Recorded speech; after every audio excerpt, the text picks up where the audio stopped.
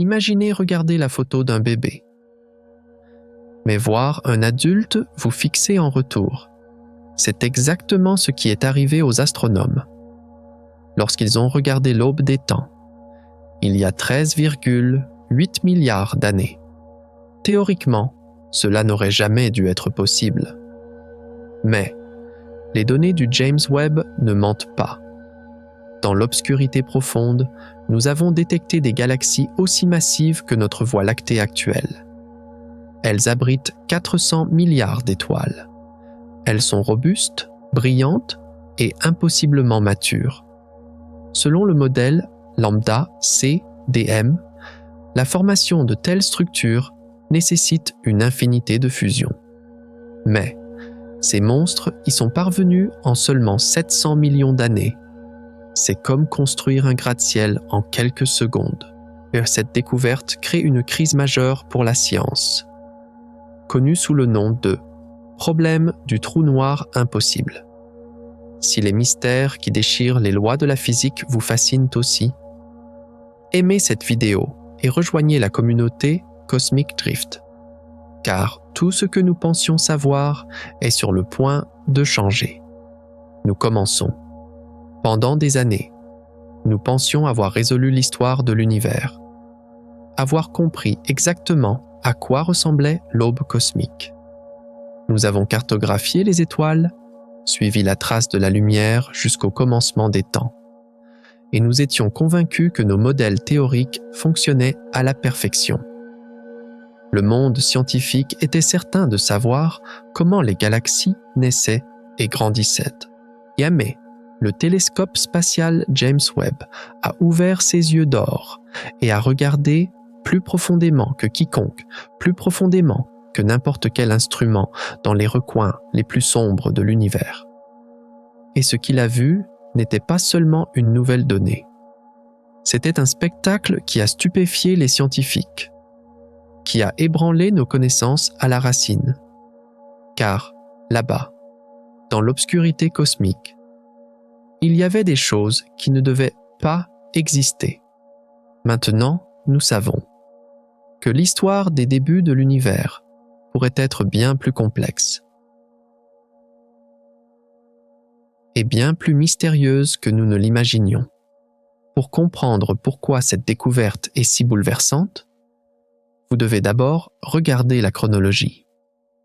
L'univers dans lequel nous vivons aujourd'hui a exactement 13,8 milliards d'années. Les structures mystérieuses trouvées par Webb, elles, datent de seulement 500 à 700 millions d'années après le Big Bang. Ce chiffre peut encore sembler très ancien, mais lorsque vous le rapportez à la durée de vie totale de l'univers, la gravité de la situation apparaît. Cette période correspond à seulement 3% de l'âge actuel du cosmos, une véritable petite enfance. Mettons cela en perspective avec une vie humaine. Imaginez une personne vivant 100 ans, 3% de sa vie. C'est l'âge d'un enfant de 3 ans qui commence à peine à marcher. Ce que les scientifiques s'attendaient à trouver à cette époque, c'était des ébauches de galaxies, encore balbutiantes, informes, désordonnées et petites. Le spectacle qu'ils ont découvert était comme voir un enfant de 3 ans avec la maturité, la structure physique et le développement d'un adulte de 80 ans. Ces galaxies bébés semblaient avoir déjà vécu des milliards d'années. Et cette situation, aussi impossible qu'elle soit biologiquement, semblait tout aussi impossible cosmologiquement. Les astrophysiciens ne les ont pas surnommées les briseuses d'univers, pour rien, car leur masse atteignait un niveau qui, à cette époque, ne devait pas être physiquement possible. Pensez à notre propre galaxie, la Voie lactée, une cité cosmique gigantesque abritant entre 100 et 400 milliards d'étoiles. Il a fallu des milliards d'années à la Voie lactée pour atteindre cette taille, pour grandir en fusionnant avec d'autres galaxies et prendre sa forme actuelle. Pourtant, ces 6 points rouges flous dans les données centres de Webb, à l'aube même de l'univers, possédaient des masses aussi gigantesques que la Voie lactée. Ces galaxies abritaient des centaines de milliards d'étoiles, et elles étaient toutes pleines à craquer. Or, à cette époque, l'univers n'aurait pas dû avoir le temps de rassembler, d'organiser autant de matière. Des chercheurs comme Erika Nelson n'en croyaient pas leurs yeux en regardant les données, décrivant la situation comme de la folie, car il était impossible que l'univers s'organise aussi rapidement à un stade aussi précoce. C'était comme voir un gratte-ciel immédiatement après avoir posé les fondations, entièrement terminé en quelques secondes, avec ses vitres installées et ses habitants déjà emménagés. Alors, pourquoi le télescope spatial Hubble, qui a scruté le ciel pendant des années, ne les a-t-il jamais vus? La réponse se cache dans le voyage cosmique de la lumière et dans l'expansion de l'univers. L'univers est en expansion constante depuis 13,8 milliards d'années. Et cette expansion étire la lumière qui voyage dans l'espace, un peu comme un élastique. À mesure que les ondes lumineuses s'allongent, elles changent de couleur, passant du bleu et de la lumière visible, au-delà du rouge, c'est-à-dire à l'infrarouge. Les scientifiques appellent cela le décalage vers le rouge. La lumière de ces galaxies anciennes est en route depuis si longtemps qu'elle a complètement quitté le spectre visible par l'œil humain ou par les caméras principales de Hubble, se transformant en énergie thermique, la SPA, en infrarouge. Et c'est précisément pour cette raison que Webb peut soulever le rideau sombre de l'univers. Il fonctionne comme une caméra thermique géante, conçue pour prendre la photo de l'univers dans son enfance. Mais détecter la lumière infrarouge, c'est-à-dire la chaleur, est une tâche ardue, car tout la Terre, le Soleil et même le télescope lui-même émet de la chaleur. C'est pourquoi Webb doit opérer derrière son bouclier solaire géant de la taille d'un court de tennis, à une température inférieure à moins 233 degrés Celsius, proche du zéro absolu. C'est ainsi qu'il peut capter cette faible chaleur, venue d'il y a des milliards d'années. La véritable crise créée par ces découvertes ne réside pas seulement dans le caractère stupéfiant de l'observation, mais dans la fissure qu'elle crée dans nos fondations théoriques. Et pendant des décennies, nous avons expliqué l'univers avec un modèle standard, appelé lambda CDM. Ce modèle expliquait tout avec succès, du Big Bang au fond diffus cosmologique jusqu'à la distribution actuelle des galaxies. Selon le modèle, le début de l'univers était extrêmement chaud et dense, puis il s'est étendu plus vite que la lumière avec l'inflation cosmique et a refroidi. Plus important encore, la formation des galaxies était un processus ascendant. Tout comme on construit une maison brique par brique, tout devait être lent et progressif. D'abord, la matière noire devait s'agglomérer en structures appelées halos, puis ces puits gravitationnels invisibles devaient lentement attirer la matière normale, et les gaz devaient se comprimer et chauffer pour allumer les premières étoiles. De petits amas d'étoiles devaient fusionner pour former des galaxies naines, qui à leur tour devaient fusionner pour former des galaxies géantes. Ce processus était une opération laborieuse qui aurait dû prendre des centaines de millions, voire des milliards d'années. Pourtant, les données de Webb entrent en conflit direct avec 99% des modèles cosmologiques. Voici le tableau que nous avons. Là où le modèle standard dit « Il ne devrait y avoir que de petits nuages de gaz et des amas d'étoiles naissantes ». Il y a des monstres aussi développés, matures et gigantesques que la Voie lactée. Les scientifiques ont d'abord pensé qu'il y avait une erreur dans les données. Peut-être que les mesures étaient mal et fausses. Peut-être que l'étalonnage de l'équipement était défectueux. Ou peut-être qu'ils interprétaient mal les données. Des astrophysiciens comme Joel Leja ont pensé « Nous avons fait une erreur, nous la trouverons, la corrigerons, et nous continuerons notre vie. » Mais ils n'ont jamais trouvé cette erreur. Les données étaient têtues et ces 6 points rouges flous criaient au visage de la science moderne « Nous sommes là ». Mais si ces galaxies sont vraiment ce qu'elles semblent être, alors l'une des règles les plus fondamentales que nous connaissons sur l'histoire de l'univers pourrait être fausse. L'existence de ces objets impossibles nous laisse face à 2 possibilités effrayantes et excitantes.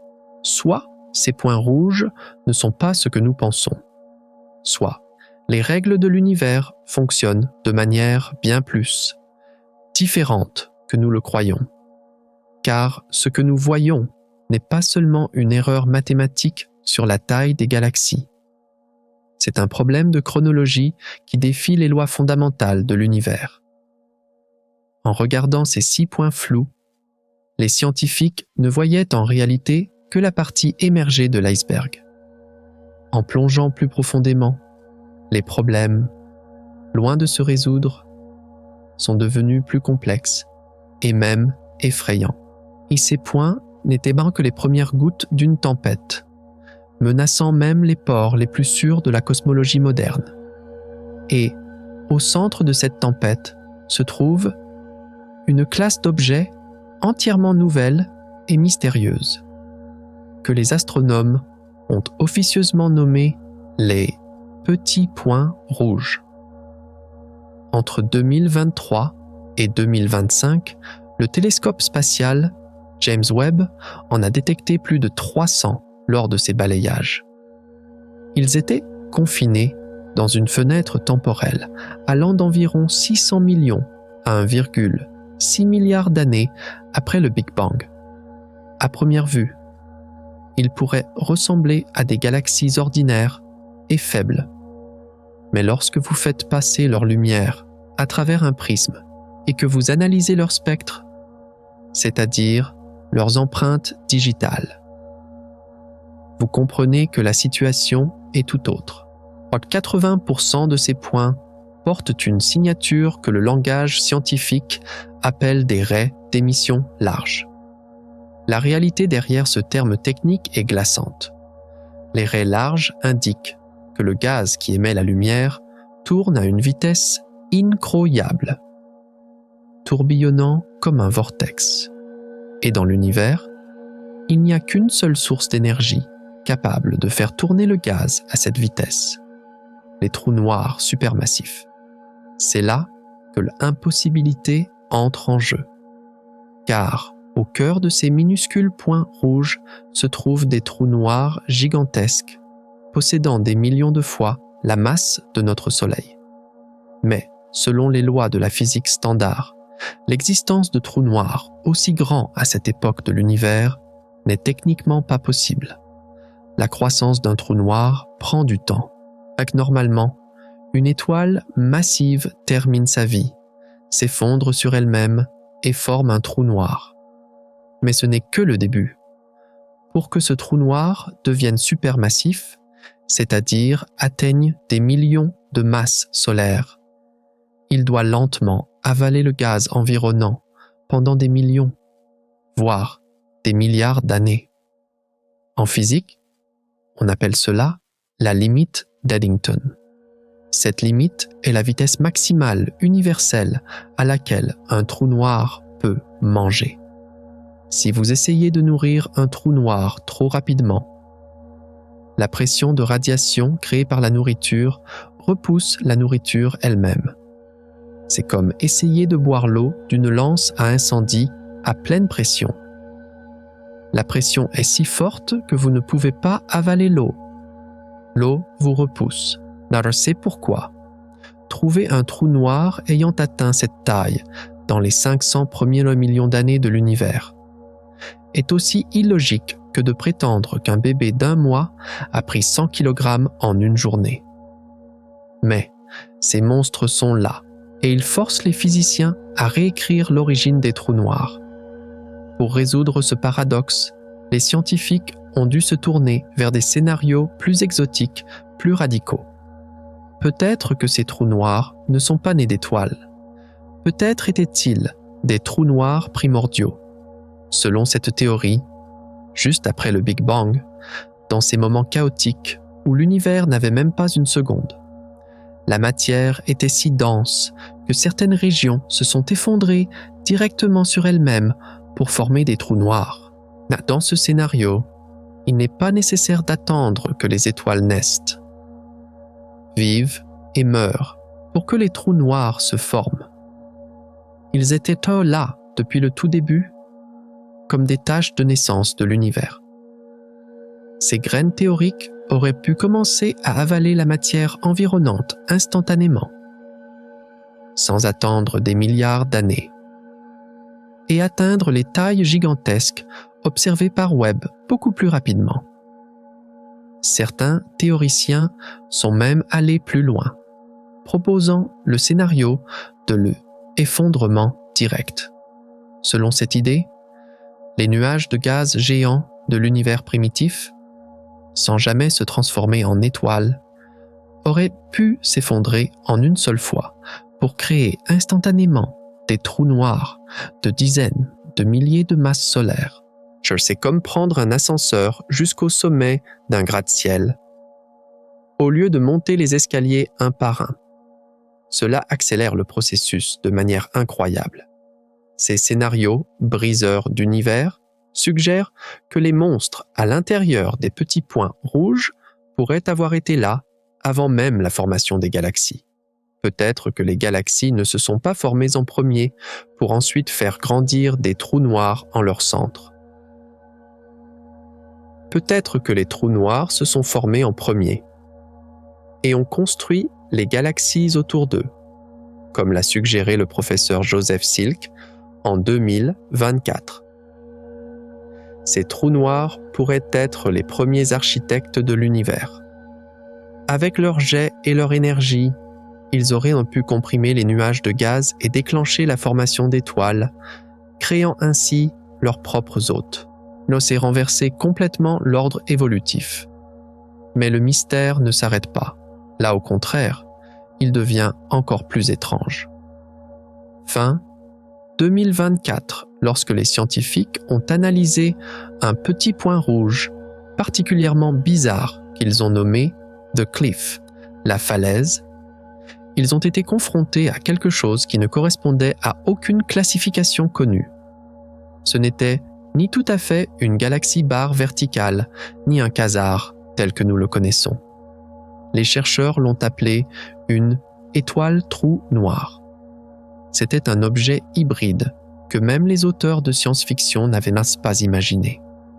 Le trou noir central se nourrissait à une vitesse défiant les lois de la physique, bien au-delà de la limite d'Eddington. La consommation était si sauvage et si rapide que le cocon de gaz dense entourant le trou noir surchauffait et brillait de l'extérieur comme une seule étoile géante. Ce cocon de gaz emprisonnait le rayonnement mortel du trou noir, permettant ainsi au trou noir de continuer à se nourrir sans être repoussé par sa propre nourriture.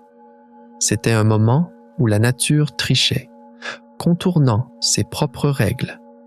Nous n'avons plus seulement des questions à répondre, mais aussi de nouveaux acteurs qui changent complètement notre perspective. Les galaxies briseuses d'univers, les trous noirs, impossibles, et les étoiles trous noirs. Tout cela montre que la période initiale de l'univers n'était pas un berceau tranquille comme nous le pensions, mais une arène sauvage, dynamique et sans règles. Le processus de croissance lent et léthargique prédit par le modèle standard barre verticale laisse place à un tableau dominé par le chaos et une vitesse extrême. Les scientifiques mettent maintenant de côté la carte qu'ils avaient et essaient de trouver leur chemin dans ce nouveau territoire. Car si ces découvertes sont correctes, nous devons réécrire non seulement l'histoire des galaxies, mais aussi la nature de la matière, du temps, et peut-être même de la matière noire. Alors, au milieu de tout ce chaos théorique, que nous disent les preuves réelles capturées par les lentilles du télescope? À quel point ces scénarios effrayants sur papier correspondent-ils aux observations réelles?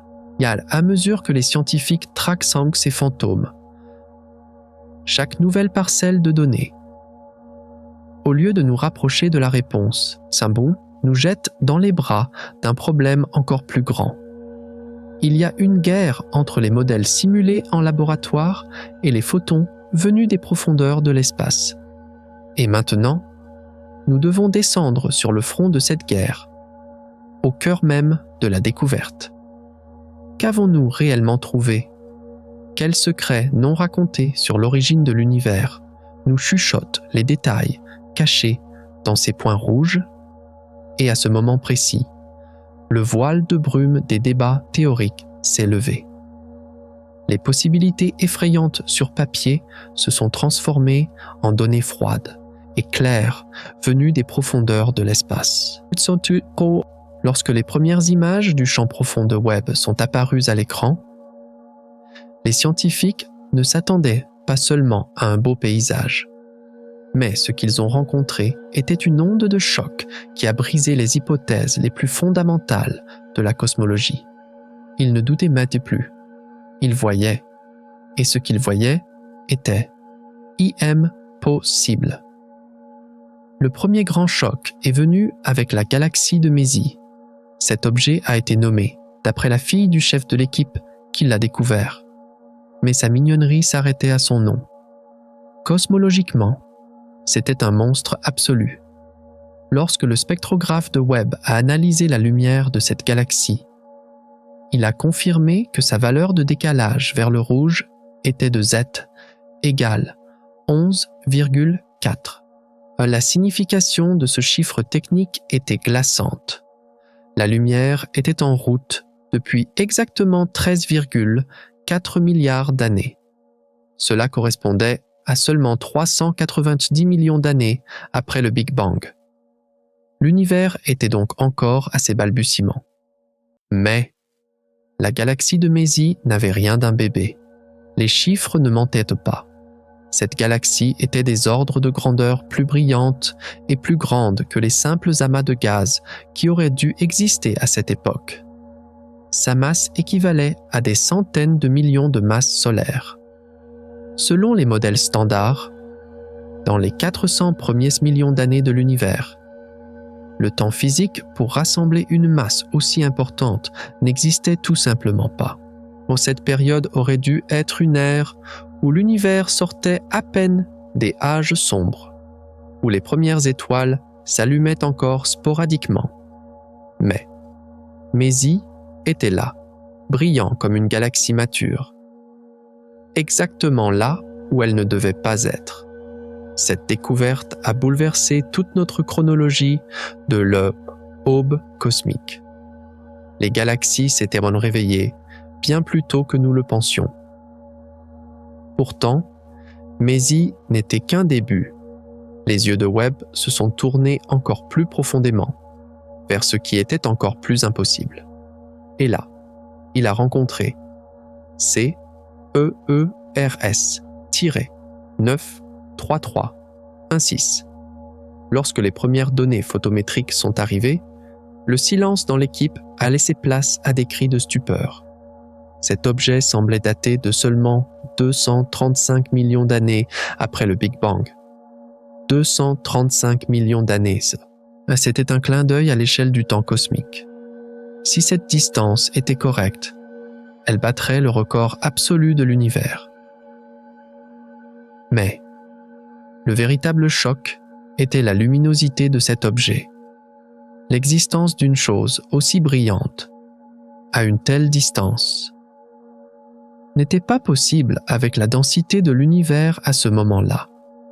C'était comme si quelqu'un avait placé un projecteur géant dans une pièce où même les étoiles n'étaient pas encore formées.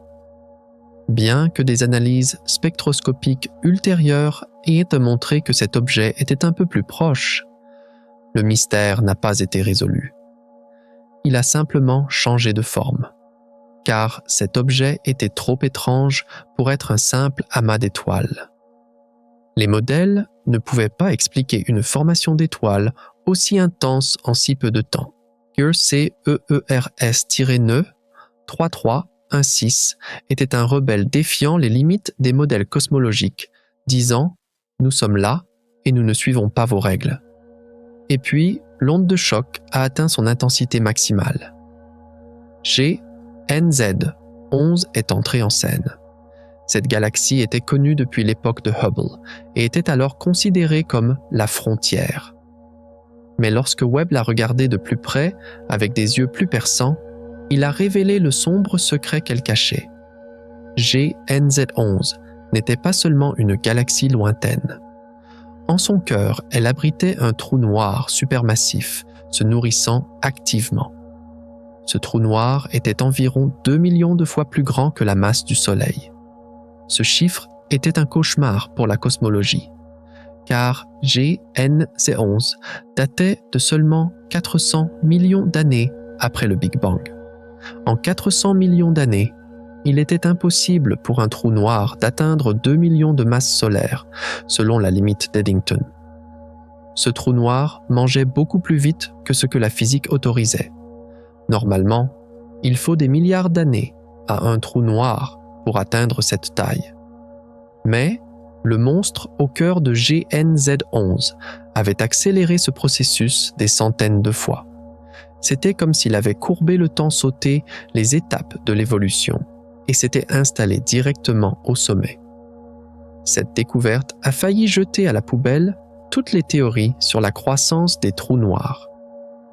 Le problème du trou noir impossible n'était plus un débat théorique, mais une réalité observationnelle. Le coup de grâce est venu de l'un des petits points rouges, cet objet mystérieux connu sous le nom de The Cliff, la falaise. Les analyses spectrales ont montré une anomalie inexpliquée dans la lumière de cet objet.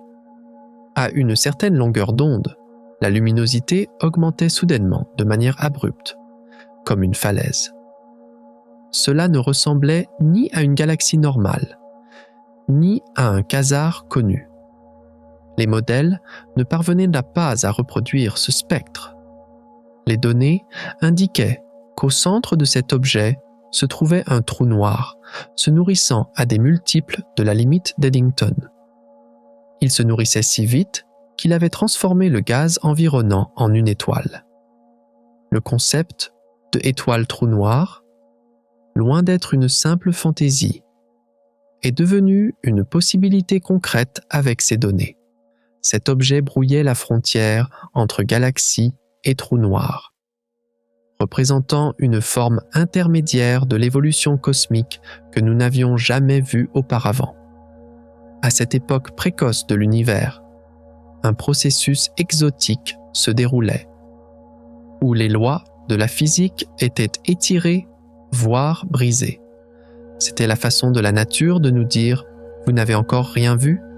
Ces 4 découvertes, la maturité de Mésis, la luminosité de Cers, Lanae, le trou noir monstrueux de Gentire, Zonz, et la structure exotique de la falaise, crient toute une seule vérité. L'univers primitif n'était pas un endroit calme et vide. Au contraire, c'était un lieu sauvage, rapide et plein à craquer. Au lieu des pas de bébé que nous attendions, nous avons trouvé les empreintes de géants. Alors, comment allons-nous expliquer ces impossibilités? Les lois de la physique ont-elles changé? Ou avons-nous mal compris l'univers? Les scientifiques essaient maintenant de rassembler les pièces du puzzle, mais l'image qui en ressort semble étrangère à tout ce que nous connaissons. Car le mécanisme derrière ces découvertes a le pouvoir de changer non seulement l'astrophysique, mais l'histoire fondamentale de notre existence. Mais cette histoire ne se limite pas aux galaxies, car la source du problème se trouve bien plus profondément que nous le pensons.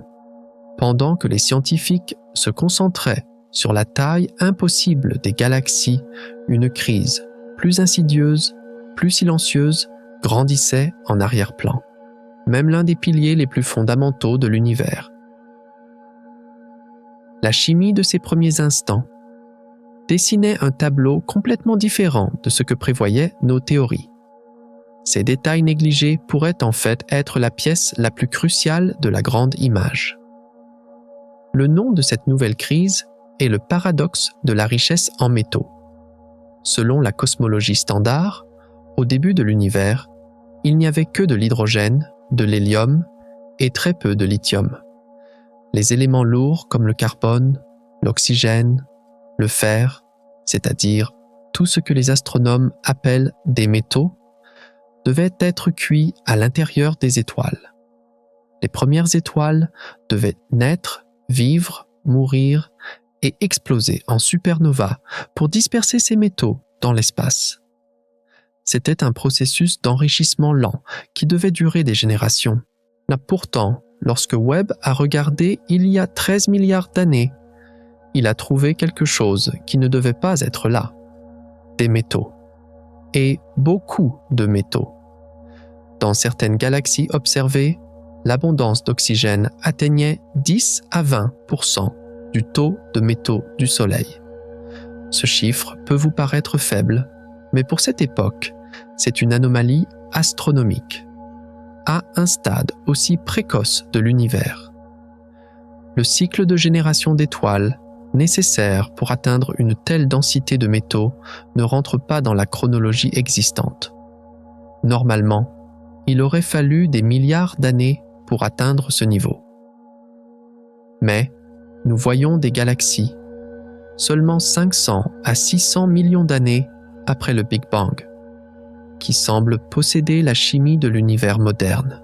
C'est aussi surprenant que de trouver un outil en acier inoxydable à l'âge de pierre. Quelqu'un ou quelque chose semble avoir avancé l'horloge chimique de l'univers. Cela implique que les premières étoiles étaient très différentes de ce que nous connaissons, beaucoup plus efficaces, et peut-être beaucoup plus mortelles. Si les étoiles de la première génération ont brûlé et se sont consumées 100 fois plus vite que nous le pensions, alors nous devrons peut-être réécrire tous les livres sur l'évolution stellaire. À cette crise chimique s'est ajoutée une anomalie de forme. Des années d'observation de Hubble et de simulations informatiques nous avaient dit une chose. L'univers primitif est chaotique. Les galaxies de cette époque devaient être des amas informes, irréguliers, déformés par les collisions. Les bras spiraux réguliers. Les structures de disques et la rotation calme étaient le produit d'un processus de stabilisation de plusieurs milliards d'années. Pourtant, les images nettes prises par Webb ont également anéanti cette attente. Webb a imagé des galaxies à disques parfaitement régulières, datant de seulement 700 millions d'années après le Big Bang. Celles-ci n'étaient pas chaotiques, mais calmes et organisées. Leur vitesse de rotation et leur structure étaient étrangement similaires à celles des galaxies d'aujourd'hui. Qu'une galaxie sorte du chaos et se calme si rapidement pour former un disque est impossible selon les modèles dynamiques actuels. C'est comme construire une tour parfaite de cartes à jouer au milieu d'un ouragan. Les processus physiques ne devraient pas le permettre. Regarde par exemple la galaxie nommée Sears-2112 possédait même une structure de barre, comme celle au centre de la Voie lactée. La formation d'une barre nécessite que la galaxie reste stable pendant une longue période. Mais dans la genèse violente de l'univers, la stabilité ne devait pas exister. Comment ces galaxies ont-elles pu rester si calmes au milieu de la turbulence cosmique? Comment ont-elles pu mûrir si vite? Ces questions empêchent de dormir les théoriciens travaillant sur la dynamique des galaxies. Car cela ne peut pas être expliqué simplement en disant elles ont grandi plus vite. Cela signifie elles ont grandi selon des règles différentes. Et au sommet de toutes ces impossibilités se trouve peut-être le plus grand casse-tête, la maturité précoce du réseau cosmique. La structure de l'univers ressemble à une toile d'araignée géante. Les galaxies sont alignées le long de filaments de matière noire, et aux intersections de ces filaments se forment de gigantesques amas de galaxies. Le modèle standard dit que ce réseau devrait devenir de plus en plus distinct avec le temps.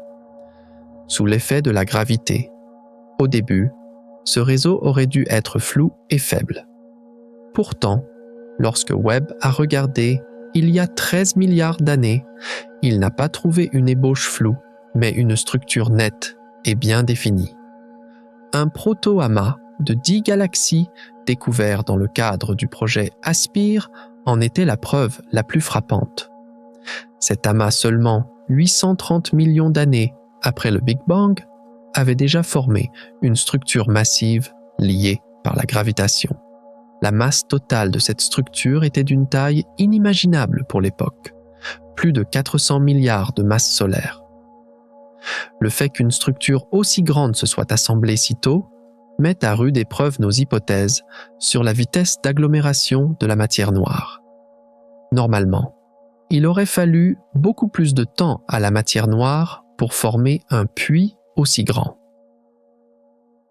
Mais ce proto-amas est apparu soudainement et collectivement, comme si le plan de l'univers était prêt d'avance. C'est comme si une ville, au lieu d'être construite route par route, bâtiment par bâtiment, était apparue d'un seul coup avec toute son infrastructure. Cette découverte montre que la structure à grande échelle de l'univers a été construite de manière beaucoup plus rapide et agressive que nous le pensions. Lorsque nous assemblons toutes ces pièces, l'image qui se dégage devient effroyablement claire. La richesse en métaux, les disques réguliers et les réseaux cosmiques gigantesques, tous indiquent la même chose. L'horloge de l'univers est déréglée. Ou peut-être que c'est nous qui lisons mal l'heure. Les galaxies ont grandi plus vite. Les trous noirs se sont nourris plus vite. Les étoiles sont mortes plus vite. Et la structure cosmique s'est tissée plus vite. Tout tourne autour du mot « vitesse ». Mais quel était le carburant qui a permis cette vitesse? Quelle était la force qui a fait tourner le moteur de l'univers à un régime aussi élevé? C'est ici que nous devons quitter le domaine de la simple observation pour plonger dans les profondeurs de la physique, dans le monde froid des équations, car il doit y avoir une explication à cette vitesse impossible. Peut-être que la matière noire est plus collante que nous le pensions. Peut-être que la gravité fonctionnait différemment à l'époque primitive. Ou peut-être y avait-il un composant exotique dans les conditions initiales de l'univers que nous avons négligé. Les scientifiques laissent maintenant leur télescope pour se saisir de leur calculatrice.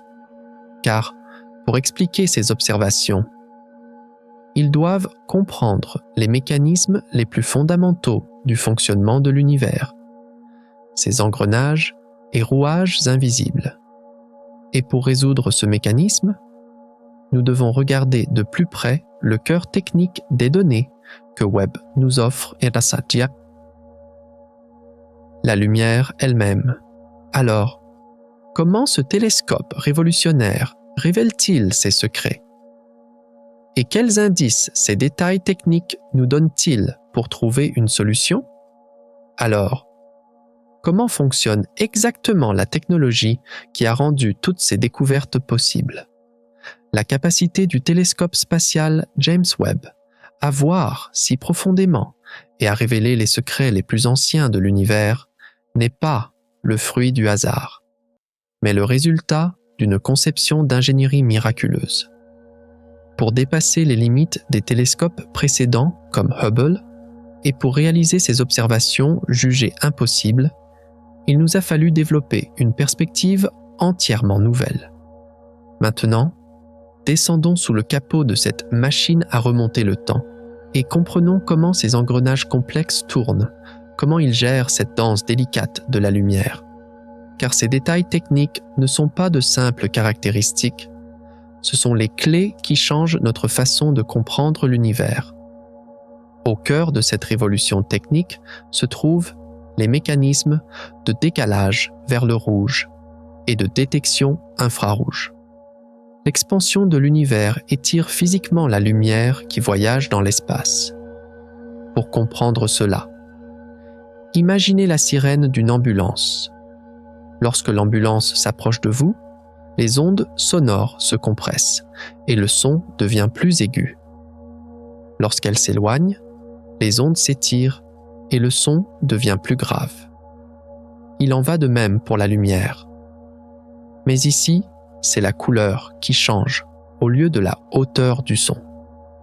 À mesure qu'une source lumineuse s'éloigne de nous, sa longueur d'onde s'allonge et sa couleur se décale vers l'extrémité rouge du spectre. Plus ce décalage est important, plus l'objet est éloigné et plus il s'éloigne rapidement. En cosmologie, ce décalage est exprimé par la valeur Z. Pour ces galaxies anciennes étudiées par Webb, la valeur Z varie de 7 à 11. Techniquement, cela signifie que l'onde lumineuse originale s'est allongée de 8 à 12 fois au cours de son voyage. Par exemple, la lumière ultraviolette émise par les premières étoiles, avec une longueur d'onde de 120 et 1,6 nanomètres, atteint une longueur d'onde de 974 nanomètres, ou plus après son voyage de plusieurs milliards d'années, passant ainsi dans la région infrarouge. Cette lumière n'est plus visible à l'œil nu ou par les caméras en lumière visibles de Hubble, car elle s'est décalée bien au-delà du spectre visible, dans la région de l'énergie thermique. Notre vieil ami Hubble pouvait voir certaines longueurs d'onde du proche infrarouge. Mais sa conception principale était axée sur la lumière visible. C'est pourquoi les secrets les plus profonds de l'univers se trouvaient derrière un rideau sombre pour lui. Webb, lui, est un chasseur d'infrarouge de naissance.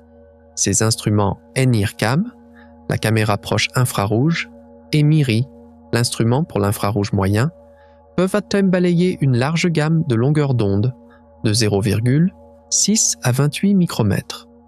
Cela signifie qu'il peut capturer des longueurs d'onde environ 15 à 20 fois plus longues que la lumière la plus rouge que Hubble pouvait voir. Ainsi, Webb peut voir clairement des milliers de galaxies brillantes là où Hubble ne voyait qu'un vide sombre. Un peu comme un soldat équipé de lunettes de vision nocturne. Ce mécanisme est la capacité la plus fondamentale qui nous permet de lire les pages perdues de l'histoire cosmique. Car les photos de l'enfance de l'univers ne sont pas imprimées en lumière visible, mais uniquement avec leur signature thermique.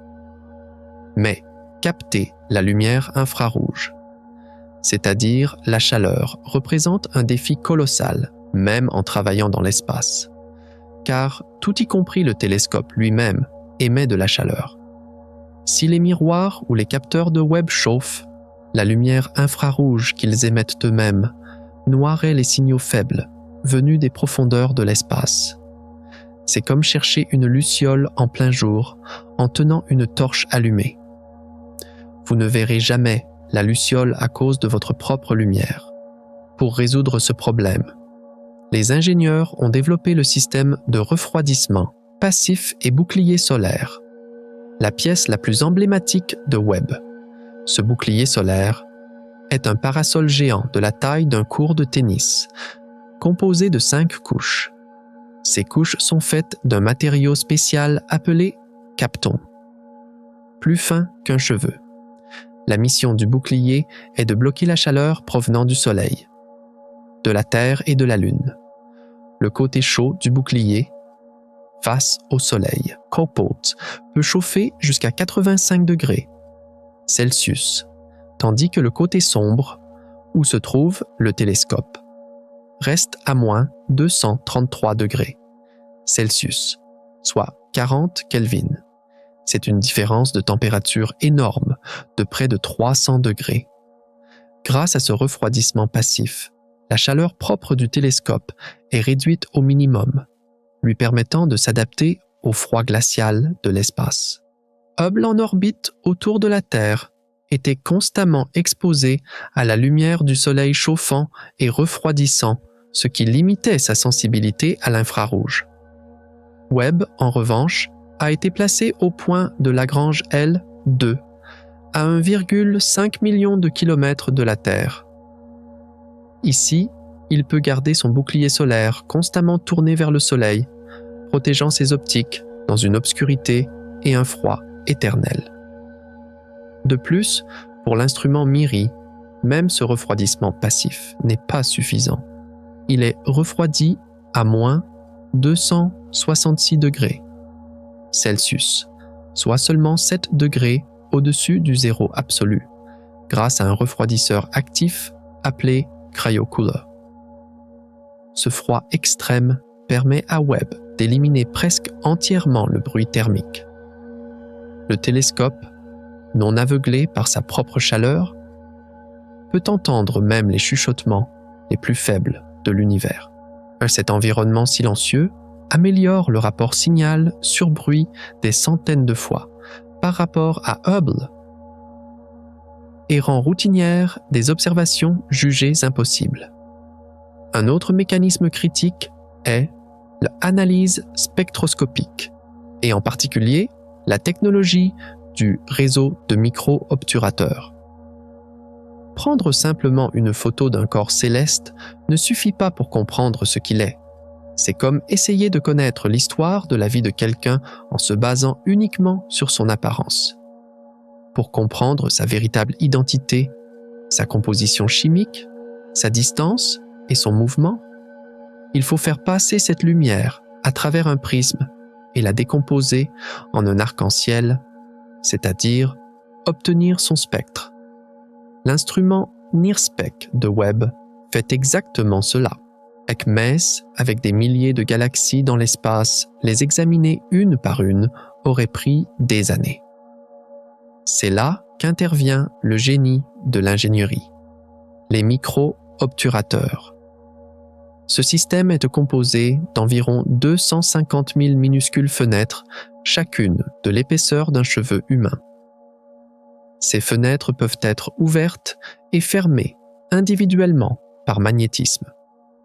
Cela permet au télescope de cibler des centaines de galaxies différentes dans son champ de vision simultanément.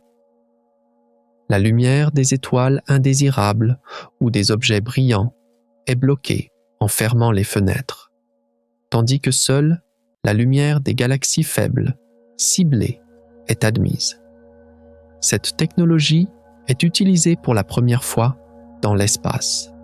Auparavant, avec des télescopes comme Hubble, obtenir plusieurs spectres était extrêmement laborieux et on ne pouvait se concentrer que sur quelques objets à la fois.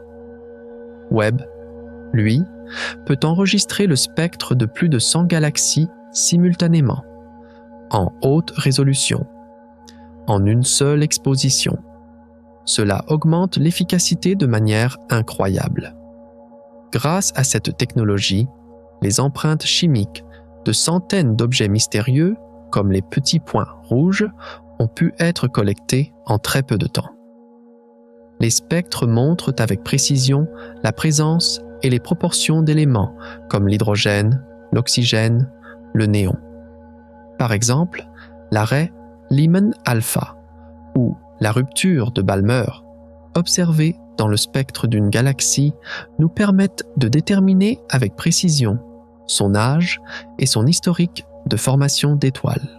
Et ce mécanisme est l'outil le plus puissant qui nous permet non seulement de dire « il y a quelque chose là-bas », mais de répondre avec certitude aux questions « qu'y a-t-il à l'intérieur de cette chose ? À quelle vitesse tourne-t-elle et quand est-elle née ?» Enfin, il faut mentionner l'anti-âge gravitationnel, l'assistant naturel, peut-être le plus impressionnant de Webb. Ce n'est pas réellement une partie du télescope, mais un cadeau offert par l'univers lui-même. Selon la théorie de la relativité générale d'Einstein, les masses gigantesques courbent l'espace-temps. S'il y a un amas de galaxies massif entre Webb et une galaxie très lointaine, cet amas agit comme une loupe géante. La lumière de la galaxie faible en arrière-plan est focalisée en passant par l'espace courbé. Sa luminosité augmente et son image est agrandie. Et Webb utilise consciemment ces loupes cosmiques. Des projets comme le programme Uncover ciblent des régions de masse énorme, comme le amas de Pandore, pour révéler le monde invisible derrière elle. Ces lentilles naturelles peuvent augmenter la luminosité des objets en arrière-plan de 10, 20, parfois même de 100 fois. Cela permet à Webb de dépasser les limites physiques de son propre miroir et de détecter des objets normalement trop faibles et trop petits pour être vus. Hubble utilisait aussi cette technique, mais combinée à la sensibilité infrarouge de Webb. Les résultats sont beaucoup plus spectaculaires, car le lentillage n'agrandit pas seulement l'image. Il permet aussi de réaliser des analyses spectroscopiques en collectant plus de lumière. Et par exemple, l'étoile la plus lointaine, Earendel, ou certaines des candidates aux galaxies les plus lointaines, n'ont pu être découvertes que grâce à ce zoom naturel. Ce mécanisme renforce la puissance du télescope, nous permettant d'atteindre une profondeur bien au-delà de ce qu'un miroir de fabrication humaine pourrait faire. La propre gravité de l'univers devient un outil pour satisfaire notre curiosité.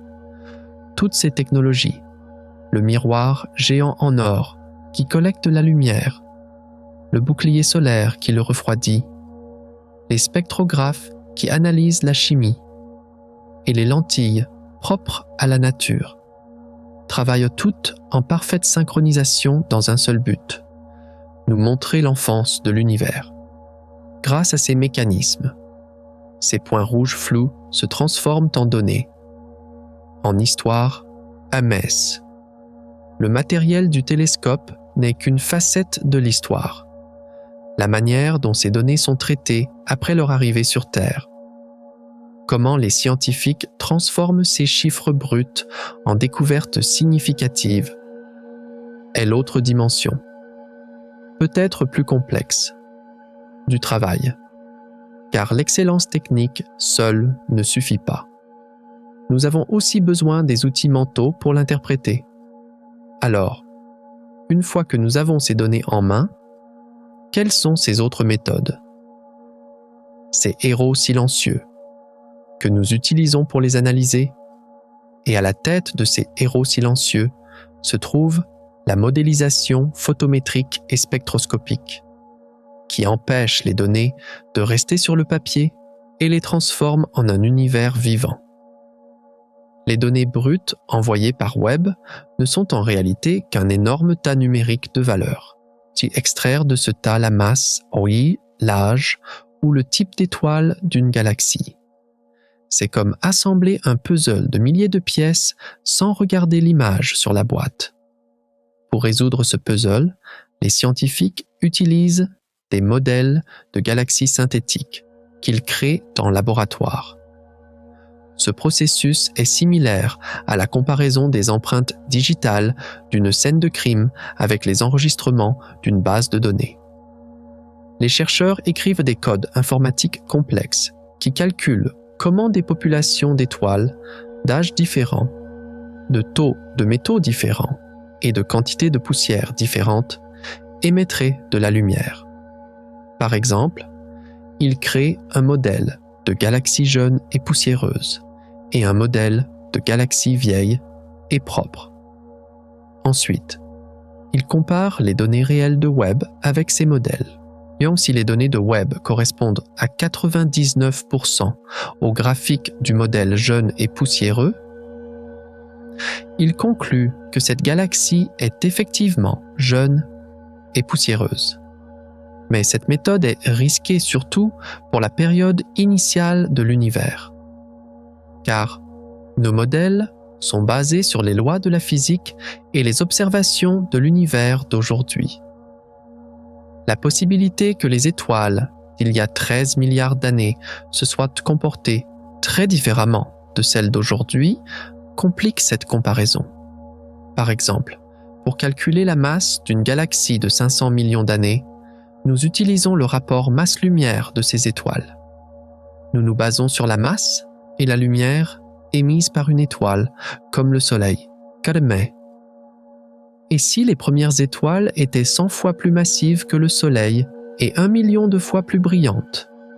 Dans ce cas, nous pourrions mal interpréter la lumière que nous voyons et penser que la galaxie est beaucoup plus grande qu'elle ne l'est. C'est pourquoi les scientifiques mettent constamment à jour la méthode appelée ajustement de la distribution d'énergie spectrale, ou SED-fitting, pour adapter les modèles aux conditions sauvages de l'univers primitif.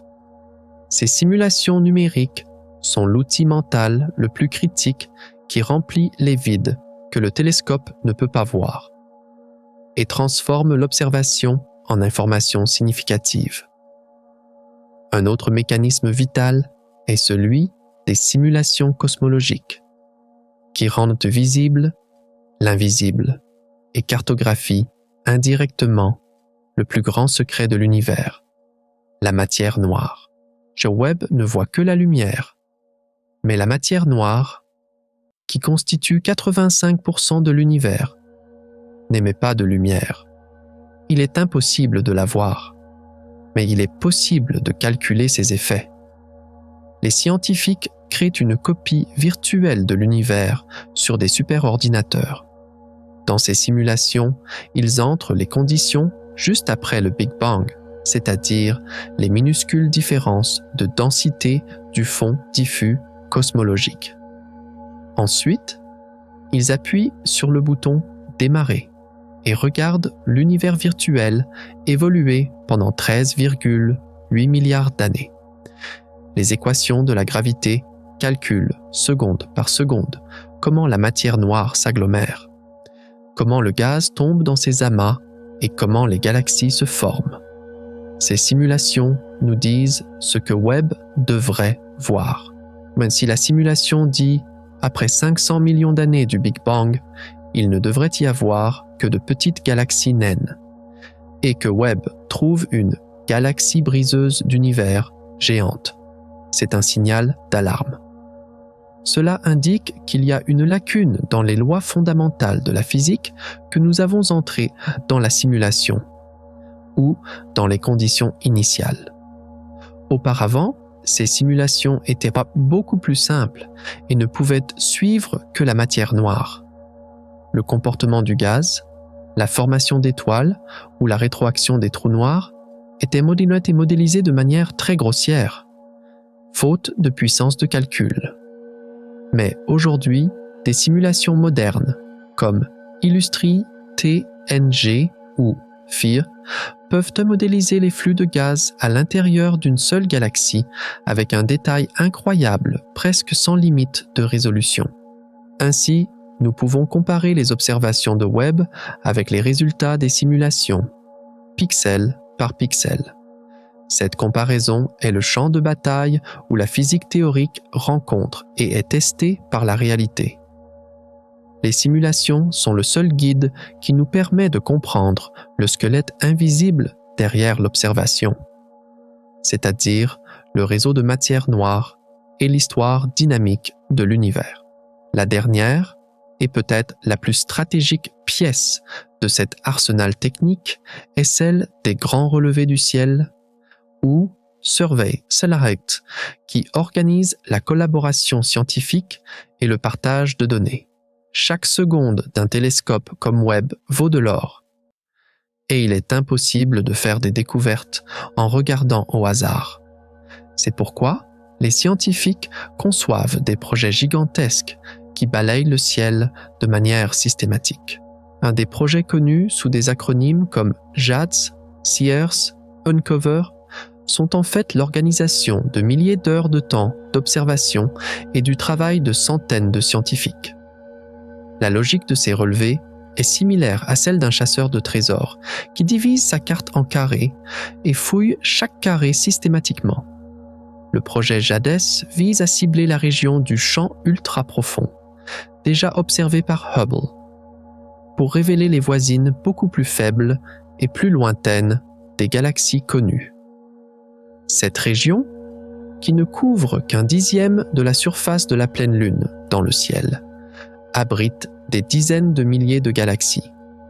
Le projet Sears, lui, balaie une zone plus large à une profondeur moindre pour comprendre l'ère de la rayonisation, l'époque où les premières lumières se sont allumées.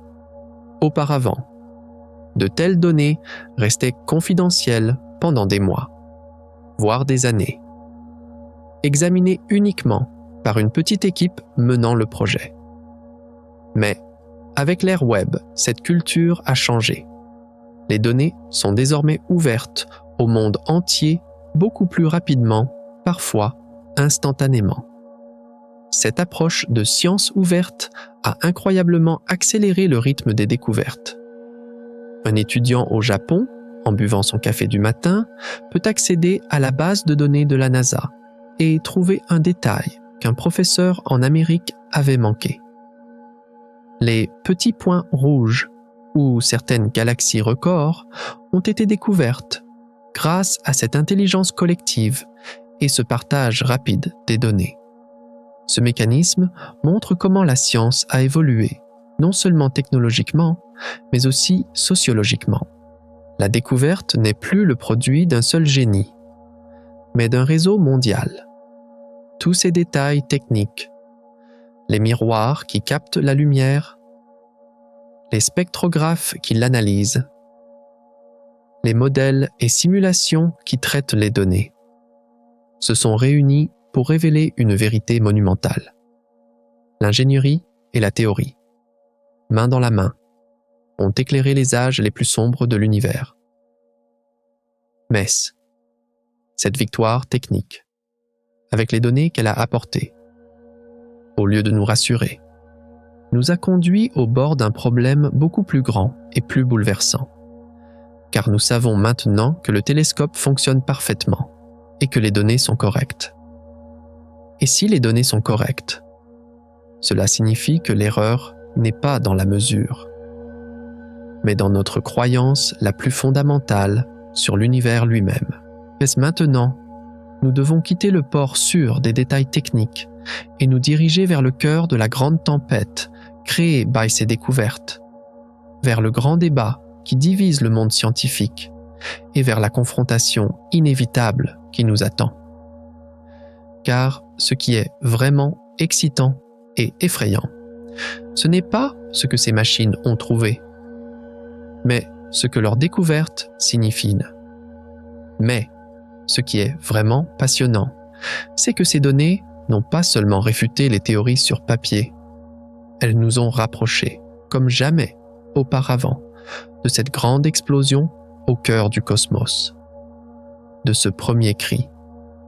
Il est temps, maintenant, d'aller au-delà des détails techniques, jusqu'au sommet vertigineux de la découverte pure, car les yeux de Webb ne regardent plus seulement une galaxie. Ils entrent dans la salle de naissance de l'univers.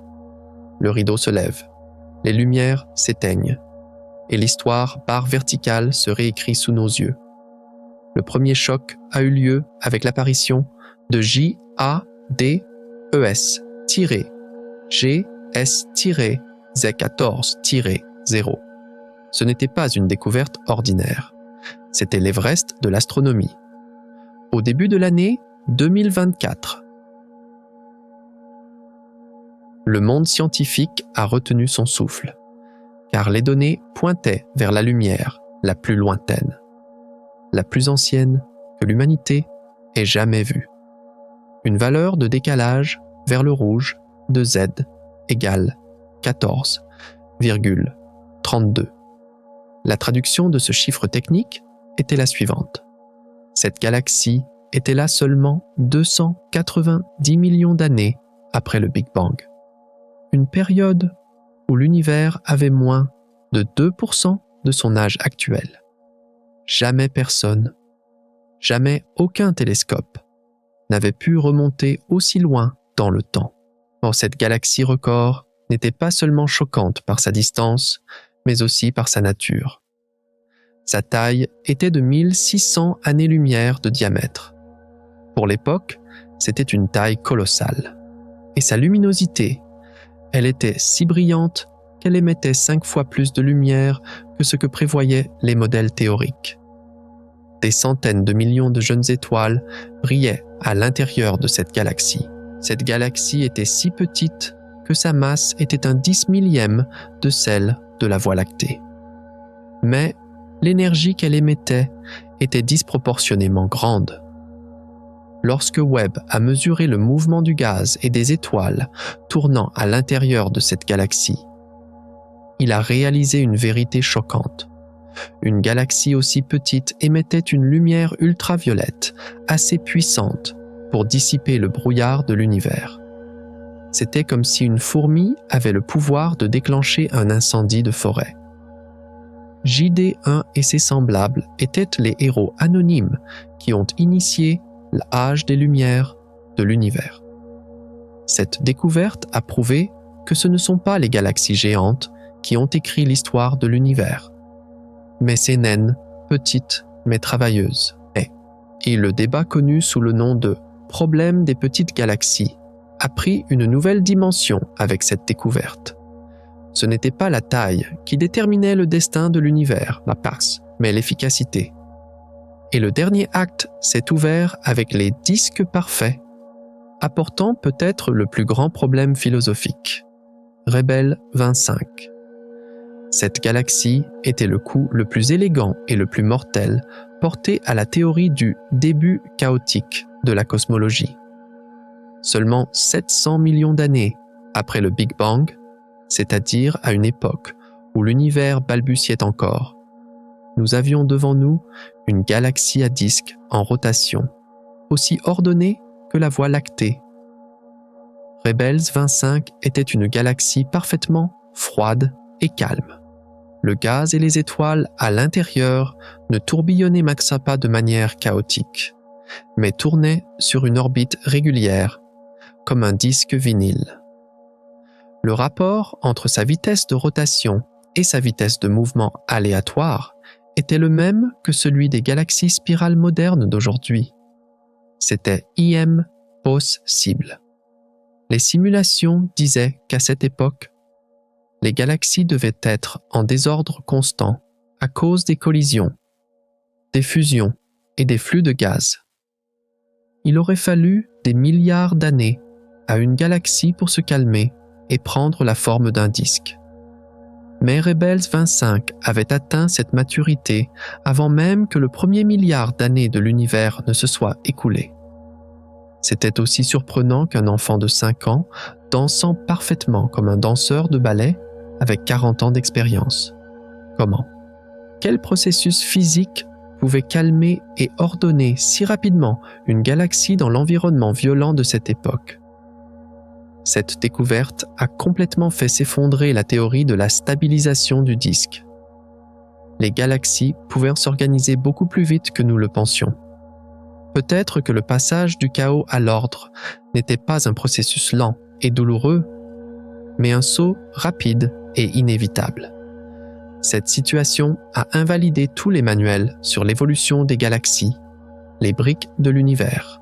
Les modèles de formation structurelle étaient impuissants face à cette maturité précoce. L'univers semblait amoureux non pas du désordre, mais de l'ordre.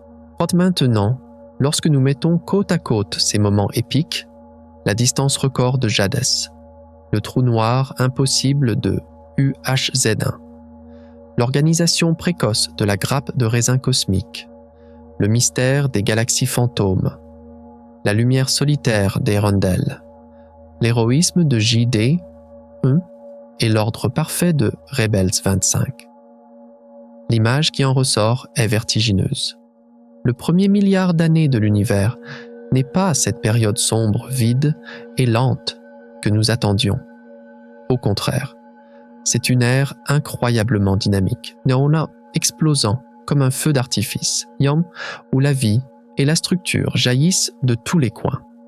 Mais il est temps maintenant de s'arrêter et de réfléchir.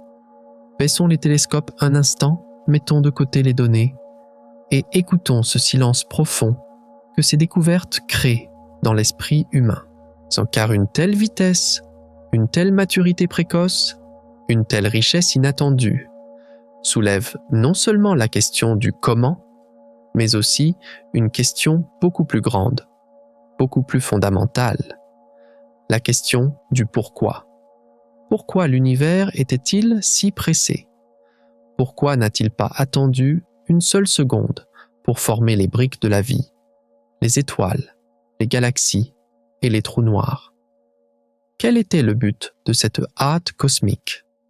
Et nous, faits de la poussière de ces étoiles, éveillés à l'intérieur de ces galaxies, où nous situons-nous dans cette grande histoire? La science nous dit le comment, mais notre âme cherche le sens. Alors, que nous chuchotent ces découvertes sur le sens de notre existence, sur notre place dans l'univers. Et maintenant, nous sommes confrontés à la question la plus importante. Cette question silencieuse mais bouleversante qui se retourne de la lentille du télescope vers notre propre intérieur. Que signifie pour nous de savoir que l'univers est si rapide, si ancien et si gigantesque? Au-delà des données, des graphiques et des records, l'écho profond que ces découvertes créent dans l'âme humaine est en fait le cadeau le plus précieux que la science nous offre. Car lorsque nous regardons le gouffre entre la grandeur du cosmos et notre propre petitesse, nous voyons non seulement une vérité scientifique, mais aussi un paradoxe existentiel. La première face de ce paradoxe est l'abîme spatial. D'un côté, il y a cette scène ahurissante de 93 milliards d'années-lumière de diamètre que Webb nous montre. Sur cette scène, des centaines de milliards de galaxies, chacune avec des centaines de milliards d'étoiles et d'innombrables planètes, tournent. De l'autre côté, il y a nous, une espèce de créature fragile, à base de carbone, d'environ 1,7 mètres de haut. Physiquement, à l'échelle de l'univers, nous ne sommes même pas un grain de poussière. Nous n'occupons même pas l'espace du vide, à l'intérieur d'un atome sur ce grain de poussière. Cette disproportion est trop grande pour être exprimée mathématiquement. Si nous considérons l'univers comme un océan, toute l'histoire de l'humanité sur Terre n'a pas créé plus d'impact que la vibration d'une seule molécule d'eau dans cet océan. Cette réalité peut, à première vue, créer un sentiment de solitude tragique et écrasant. Car peu importe nos efforts, nous n'atteindrons jamais physiquement ces galaxies lointaines. Nous ne pourrons pas toucher le trou noir de UHZ1. Nous ne sentirons pas la chaleur d'Earendel sur notre visage. Nos corps sont condamnés à la gravité de la Terre et à sa fine atmosphère.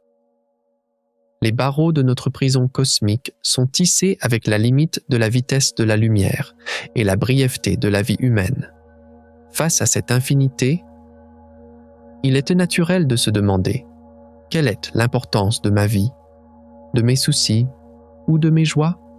L'univers est si grand qu'il semble impossible qu'il nous remarque. Mais c'est précisément à ce moment que ce mais magnifique entre en jeu. Nous sommes peut-être physiquement emprisonnés, mais mentalement nous sommes libres. Et nous ne pouvons pas aller vers ces galaxies lointaines, mais nous pouvons les comprendre. Un cerveau d'1,5 kg peut résoudre l'histoire, la physique et la chimie d'un univers des billions de fois plus grand et plus vieux que lui. Nous pouvons capter la lumière d'Earendel et savoir de quoi elle est faite, quand elle est née et comment elle mourra. C'est le plus grand miracle de l'univers. La matière a commencé à comprendre sa propre origine. Nous sommes les yeux et les oreilles que l'univers a développés pour se connaître lui-même. Notre petitesse physique rend notre grandeur mentale encore plus significative. car même ces galaxies géantes ne sont pas conscientes de leur propre existence, alors que nous, avec notre petite existence, nous pouvons contenir tout le cosmos en nous. Tu es aussi une preuve vivante de ce paradoxe. En allant au travail le matin, en dînant le soir ou en discutant avec un ami, tu es en fait un porteur de cette histoire cosmique massive. Chaque atome de ton corps a été cuit il y a des milliards d'années au cœur de ces galaxies lointaines. Tu n'es pas seulement un être vivant dans l'univers. Tu es l'univers lui-même. Quand tes yeux regardent ces photos prises par web, c'est en fait l'univers qui se regarde lui-même. Ta petitesse ne te rend pas insignifiant. Au contraire, elle fait de toi la partie la plus précieuse du cosmos, la partie qui sait. Le deuxième grand paradoxe est la cruauté et la valeur du temps. L'univers a 13,8 milliards d'années. Notre vie bar, L-bar, dure en moyenne 70 ou 80 ans. Sur le calendrier cosmique, l'histoire de l'humanité est une étincelle coincée dans la dernière milliseconde de la dernière seconde. Si les dinosaures ont régné sur la Terre pendant 165 millions d'années, nous ne sommes ici que depuis 200 à 300 000 ans. À cette échelle de temps, la vie d'un individu ne dure même pas autant qu'un battement d'ailes de papillon. Le temps de l'univers est si vaste que les empires, les civilisations et les âges que nous appelons longs ne sont que des instants d'un point de vue géologique et cosmologique. Cela peut donner à l'homme une profonde tristesse de l'impermanence. Il est lourd de savoir que rien de ce que nous faisons ne sera permanent, que même nos plus grandes œuvres disparaîtront un jour avec la mort du soleil. Il peut sembler injuste que notre existence soit si courte, alors que des galaxies comme Jades GSZ14-0 sont là depuis des milliards d'années et y seront encore des milliards d'années si le temps s'écoule comme une rivière inarrêtable, nous enterrant constamment dans le passé et nous entraînant vers l'avenir. Et dans cette rivière, nous ne pouvons sortir la tête de l'eau pour respirer qu'un instant. Mais cette brièveté confère aussi une valeur unique à notre vie, car expérimenter un moment limité dans un temps infini rend ce moment inestimable. Si nous vivions éternellement, aucun moment n'aurait d'importance. Mais parce que notre temps est limité, chaque jour, chaque découverte, chaque émotion est unique. Ces galaxies peuvent vivre des milliards d'années, mais elles ne ressentiront jamais le amour, la curiosité ou l'émerveillement. Elles ne sont que des amas de matière obéissant aux lois de la physique. Si nous, en revanche, nous condensons dans notre courte vie une intensité que des galaxies de plusieurs milliards d'années ne goûteront jamais. Ta vie est peut-être courte, mais dans ce court laps de temps, tu as la chance de lire une histoire de 13,8 milliards d'années. Tu es témoin de la naissance de ces galaxies. Tu sens le parfum d'une fleur. Tu entends le rire d'un enfant. Tu vis l'excitation d'une découverte scientifique. Ce sont des moments chauds, rares dans la longue et froide histoire de l'univers. Ne sois pas triste de ton impermanence, car dans ce court laps de temps, tu es l'un des rares êtres à saisir le sens de l'éternité. La rareté du temps est un cadeau qui augmente la valeur de chaque seconde que tu vis. Le troisième, et peut-être le plus poignant paradoxe, est celui de la solitude et de la connexion. L'espace est littéralement du vide. Les distances entre les galaxies sont si grandes que même la lumière met des millions d'années à traverser ce vide. La Terre est un point bleu, pâle, flottant dans cette obscurité infinie. Même notre plus proche voisine, la Lune, est à 384 000 km de nous. Nous n'avons encore trouvé aucune preuve de l'existence d'une autre forme de vie intelligente. Le silence cosmique que nous écoutons avec nos radiotélescopes est parfois d'une profondeur effrayante. La pensée que nous sommes seuls dans l'univers est la possibilité la plus terrifiante qui résonne dans ce vide froid. Ce sentiment de solitude peut créer un sentiment d'abandon cosmique. C'est comme si nous étions un enfant oublié dans un immense palais vide. Personne ne nous entend. Personne ne nous voit. Et la réalité que nous ne pourrons jamais communiquer avec les civilisations possibles de ces galaxies lointaines nous emprisonne sur notre propre planète. C'est comme si l'univers nous avait créés, puis nous avait laissés à notre sort. Ce sentiment d'isolement déclenche l'une des peurs les plus profondes de l'homme, la peur d'être seul au monde. Mais la science nous dit que cette solitude n'est qu'une illusion. Nous sommes peut-être physiquement éloignés, mais atomiquement, nous sommes connectés à chaque coin de l'univers. Le fer dans ton corps vient du cœur d'une supernova qui a explosé il y a des milliards d'années. L'oxygène dans ton sang était peut-être le souffle d'une étoile comme Earendel. Nous sommes de la poussière d'étoiles. Il existe un lien de parenté indissoluble entre nous et ces galaxies lointaines. Car elles ne nous sont pas étrangères, elles sont nos ancêtres. De plus, nous ne sommes pas seuls sur cette planète. Nous sommes dans le même bateau avec 8 milliards d'humains et des billions d'autres créatures vivantes. Notre solitude cosmique devrait être une force qui nous pousse à nous serrer les coudes plus fort. Quand tu regardes le ciel nocturne, tu ne vois pas seulement des lumières lointaines. Tu vois ton propre passé, tes propres origines. Tu es fait de la même matière que ces étoiles. Tu n'es pas seul, car tu fais partie de l'univers, Spatsi, et une partie de l'univers ne peut jamais être séparée du tout. Ton existence est la preuve que la vie est possible dans ce coin de l'univers. Et si c'est possible ici, cela doit être possible ailleurs dans cette infinité. Le sentiment de solitude est en fait une invitation à prendre conscience de ce lien profond et invisible que nous avons avec l'univers. Ces trois pensées, notre pouvoir mental face à l'immensité de l'espace, notre valeur instantanée face à l'éternité du temps, et notre lien atomique face à la profondeur du vide. Toutes nous disent la même chose. Nous sommes peut-être petits, temporaires et isolés. Mais, en même temps, nous sommes les acteurs les plus importants de l'effort de l'univers pour se comprendre lui-même, de ce grand éveil. Notre histoire n'est pas séparée de l'histoire des galaxies. Nous sommes la partie la plus complexe, la plus émotionnelle et la plus consciente de cette histoire. Pourtant, notre voyage philosophique ne s'arrête pas là, car il y a une dernière leçon que ces découvertes nous chuchotent.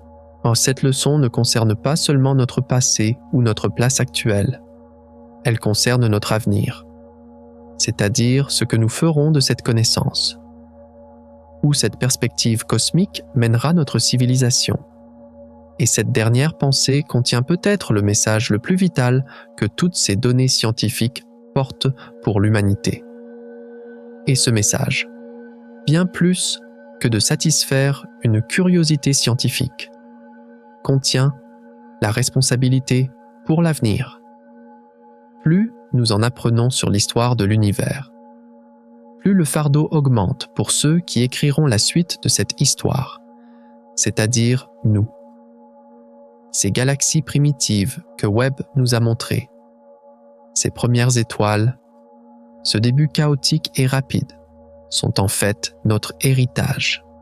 Nous sommes les représentants actuels de cet héritage, et cet héritage exige non seulement de regarder le passé avec admiration, mais d'utiliser cette admiration pour construire l'avenir. Le quatrième paradoxe ici est celui de l'impuissance et de la responsabilité. D'un côté, il y a la réalité de notre impuissance face aux forces terrifiantes de l'univers. Nous ne pouvons pas arrêter une explosion de supernova. Nous ne pouvons pas changer l'orbite d'un trou noir. Nous ne pouvons pas ralentir l'expansion de l'univers. Face aux lois de la nature, nous sommes comme une feuille emportée par le vent. Peu importe le développement de notre technologie, elle reste très primitive par rapport à l'échelle des événements cosmiques. Même pour changer l'orbite d'un astéroïde, il nous faut des années de travail. Cette impuissance peut créer chez l'homme une tendance à se résigner à son sort et à rester passif. Nous pourrions penser, puisque l'univers est si puissant et que nous sommes si faibles, alors quoi que nous fassions, le résultat ne changera pas. Mais cette passivité n'est qu'une facette de la médaille. De l'autre côté se trouve la responsabilité consciente. Pour autant que nous le sachions, nous sommes les seuls êtres dans l'univers capables de produire du sens, d'avoir des valeurs éthiques et de imaginer l'avenir. Dans aucune de ces galaxies géantes, il n'y a de mécanisme qui apprécie la beauté d'un poème, qui ressent la douleur d'un autre ou qui réfléchit au concept de justice. Elles existent simplement, comme nous. En revanche, sommes la seule force capable de demander pourquoi existons-nous et de donner un but à notre existence. Cette conscience nous impose une mission cosmique, assurer la continuité de la vie et de la conscience dans ce coin de l'univers. Tu fais aussi partie de cette responsabilité. Chaque décision que tu prends, chaque enfant que tu élèves, chaque connaissance que tu acquiers, transmet le flambeau de cette conscience à la génération suivante. Nous sommes les narrateurs que l'univers a choisis pour continuer à raconter sa propre histoire. Si nous disparaissons, l'univers continuera d'exister, mais cet œil qui prend conscience de sa propre beauté se refermera. C'est pourquoi prendre soin de la Terre, les uns des autres et de la science n'est pas seulement une lutte pour la survie biologique, mais un devoir cosmique. Nous sommes peut-être impuissants, mais nous ne sommes pas sans signification. Et préserver le sens est une tâche beaucoup plus difficile et précieuse que d'exercer le pouvoir. Le cinquième et dernier paradoxe est celui de l'incertitude et de l'espoir. Les données de Webb nous ont montré que l'univers est beaucoup plus complexe et plein de surprises que nous le pensions. Nos modèles sont incomplets. Nos théories sont insuffisantes. Et nous avons plus de questions que de réponses. Les briseurs d'univers, les petits points rouges, les galaxies fantômes, tous crient à quel point nous ignorons de choses. Cette incertitude peut créer un sentiment d'insécurité dans l'esprit humain. La peur que nous ne soyons sûrs de rien, tout peut changer à tout moment, peut ébranler notre confiance dans le sol solide de la science. L'inconnu est toujours effrayant. Ne pas savoir ce qui se cache d'autre dans ce vide sombre peut nous inquiéter. Mais cette incertitude est aussi notre plus grande source d'espoir. Car un univers où tout serait connu, où chaque mystère serait résolu, serait un univers ennuyeux et mort. Quand il n'y a plus rien à découvrir, la curiosité meurt. Et quand la curiosité meurt, l'âme humaine se fane. Cet océan d'inconnu que Webb nous offre est en fait une invitation à une aventure sans fin. Cela signifie « il y a plus ». Cela signifie « vous n'avez pas encore lu la dernière page ». Cette incertitude est le plus beau cadeau que nous laisserons aux générations futures. Elle nous permet de leur dire « Regardez, nous sommes arrivés jusqu'ici, mais le reste du chemin est à vous. Dans ta vie aussi, il y a des incertitudes. Tu ne sais pas ce que l'avenir te réserve. Mais, tout comme l'excitation que ressentent les scientifiques pour ces points rouges, tu peux approcher les inconnus de ta propre vie, non pas avec peur, mais avec curiosité. Peut-être que tes plus beaux souvenirs se cachent dans ces surprises que tu n'as pas encore vécues. L'incertitude de l'univers est un signe de son potentiel inépuisable. Et toi, tu te tiens au milieu de ce potentiel. Ne pas savoir est le premier pas de l'apprentissage, et apprendre, c'est vivre. Alors, toutes ces contradictions, la grandeur et la petitesse, l'infinité et l'instant, la solitude et le lien, l'impuissance et la responsabilité, l'incertitude et l'espoir, quel écho trouvent-elles en toi? Jouer un si petit rôle sur une si grande scène te fait-il peur? Ou te libère-t-il? Peut-être que les deux sont vrais. Peut-être que le destin de l'homme est d'osciller entre ces deux sentiments, entre la peur et l'émerveillement. Quand tu te sens insignifiant, souviens-toi de ces milliards d'années-lumière que ton esprit a saisis. Quand tu te sens seul, souviens-toi de la poussière d'étoiles dans tes veines.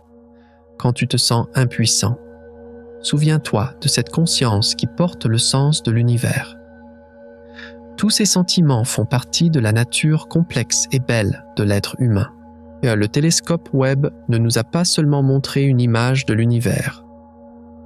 Il nous a aussi montré notre propre reflet caché dans cette image.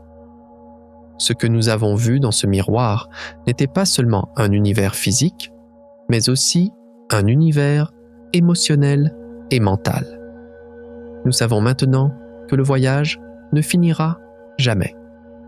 Les galaxies que nous appelons aujourd'hui briseuses d'univers deviendront demain un sujet banal dans les manuels scolaires. Les trous noirs que nous appelons aujourd'hui impossibles deviendront demain les pierres angulaires de nouvelles théories. La science est un processus vivant qui se renouvelle constamment, qui apprend de ses erreurs et qui plonge chaque fois plus profondément. Et nous ne sommes pas seulement les spectateurs de ce processus, nous en faisons partie intégrante. Les nids d'abeilles adorées du télescope spatial James Webb continueront de tourner dans l'obscurité de l'espace et de collecter la lumière. Pendant que nous dormons, travaillons, vivons, il sera là, à 1,5 million de kilomètres, chuchotant silencieusement les secrets de l'univers. Et il y aura toujours quelqu'un pour entendre ces chuchotements. Un enfant, un étudiant, un rêveur. Quiconque lève les yeux vers le ciel et demande « Qu'y a-t-il là-haut ?» est un maillon de cette grande chaîne de découverte. Cette histoire a commencé avec le Big Bang. Mais personne ne sait où elle se terminera, ni même si elle se terminera. La seule chose que nous savons, c'est que l'univers a encore beaucoup d'histoires à raconter. Et tant que nous continuerons d'écouter, de comprendre et de nous émerveiller, cette histoire ne finira jamais. Maintenant, nous nous retirons lentement de l'objectif du télescope. Ces galaxies géantes, ces étoiles brillantes, ces trous noirs mystérieux resteront comme des souvenirs dans nos esprits. Mais la leçon qu'ils nous ont enseignée a changé notre perspective pour toujours. L'univers n'est plus le même. Et nous non plus. Les galaxies impossibles trouvées par Webb ont bouleversé nos lois de la physique. Mais il y a une chose que je ne vous ai pas dite. Peut-être que ce n'est pas une erreur, mais un bug logiciel. Et si l'univers lui-même était une illusion fonctionnant à l'intérieur d'un ordinateur géant fait de pixels et de code? Les étrangetés vues par Webb pourraient-elles être les limites du système? Dans notre prochain voyage, nous débrancherons la réalité. Êtes-vous prêt à vous réveiller dans l'hypothèse de la simulation?